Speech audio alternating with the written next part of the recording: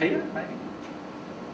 I wanted to ask, what are the qualities and attributes of love that you need to master as you move through the spheres? Because there'd be specific lessons in love that you'd have to realise as you progressed. And I can answer that question, but it's really irrelevant for life on Earth. And the reason why it's irrelevant is you can learn any lesson of love here on Earth at any time, and you don't have to be in a certain location. The reason why spirits learn certain lessons of love at certain times is because they're told they can't get to the next sphere unless they learn that lesson.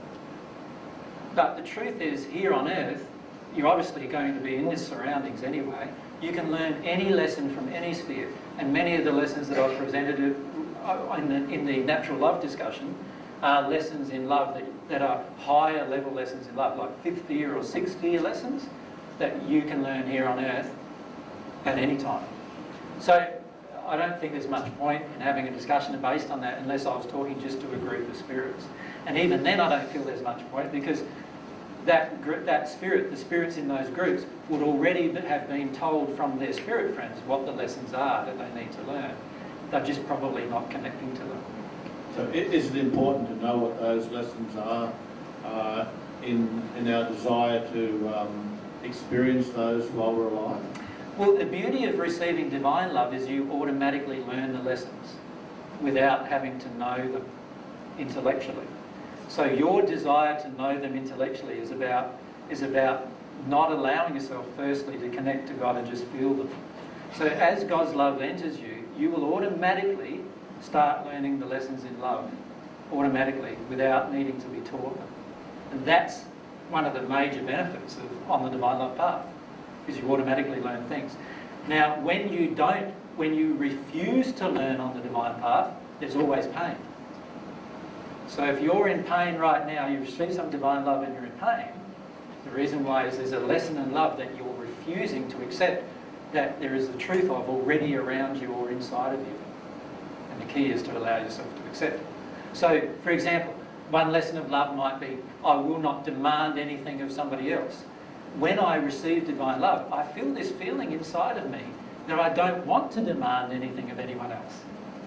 But if I break that, if I actually refuse to acknowledge that feeling within me and decide I want to force somebody else to do what I want, I will have broken the lesson of love, and there will be an automatically painful experience that I will experience as a result of breaking that lesson. Whenever you do anything that's disharmonious with divine love, pain automatically occurs as soon as you do the thing in disharmony. And that's one of what people sometimes call the drawbacks of the divine love path, is that if you receive divine love and then you do not, or you refuse to act in harmony with the love that's within, there will be a penalty, painful penalty inside of you as a result of that. So allow yourself, instead of worrying about the intellectual lessons, to actually receive divine love and allow the divine love to dictate to you what you should do. And you'll only do that by staying connected with your emotions as you do that.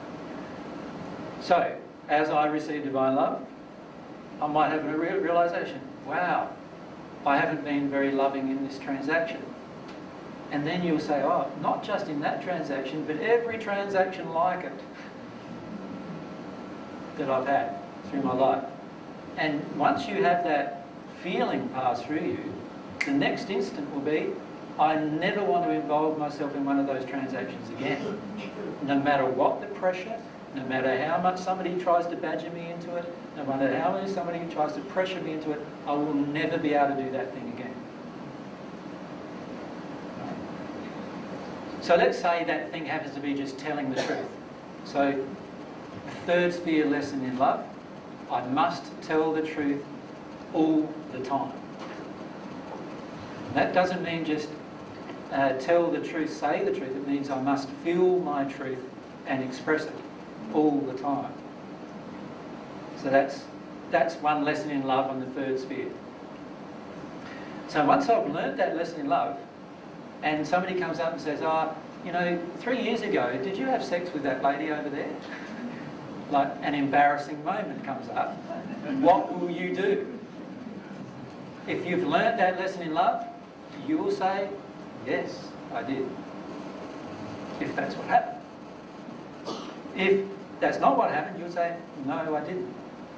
And then the tax office comes to you and did you say, oh, did you lie in 2002 in the tax department? Yes, I did. Right? Because you've learned that lesson in truth, right? And you cannot break it now. If that lesson has become a lesson in your heart, you can't break it now. You can't break it with anybody, and you won't. You won't even want to. The instant you break it, it will hurt and you will feel the pain of it. That's the beauty of receiving divine love. The natural love path, you've got to try and make it happen, make it happen, make it happen. Right? What's the lesson again? Oh, it's a lesson of truth. Oh, should I do it in this situation? I don't know. I think I can get away with not doing it. That's the kind of thing we do on the natural love path. On the divine love path, you will never do that.